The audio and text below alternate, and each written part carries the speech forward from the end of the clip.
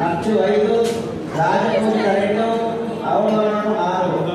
వృశ్చిక రాశి వారికి అధిపతి కేతు కావడం వలన ఆరోగ్య విషయంలో కూడా అన్ని రంగాలలో కూడా ఆరోగ్యపరమైన ఇబ్బంది వృశ్చిక రాశి వారికి న్యాయాలు కానీ భూమికి సంబంధించిన ఆస్తి వాసులు కానీ ఏమైనా సరే వాటిని గెలిచి కానీ అలాగే విషయాల్లో నైపుణ్యం చెంది అత్యంత వైభవంగా ఎక్కే అవకాశం ఉంది. ఈ సంవత్సరం వృశ్చిక రాశి వారికి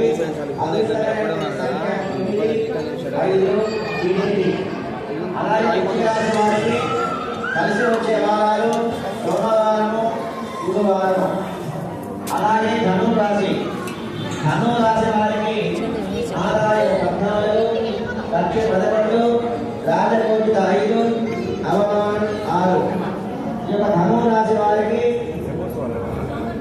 విద్యారంగంలో అలాగే పౌరాణికమైనటువంటి విషయాల్లో న్యాయాన్యాల విషయాల్లో అనుకూలమైనట్టుగా ఉంటుంది.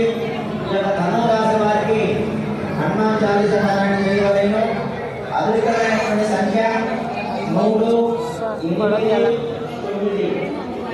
ధను రాశి వారు బుధవారము, శుక్రవారము బాగా కలిసి వచ్చే అవకాశం ఉంది.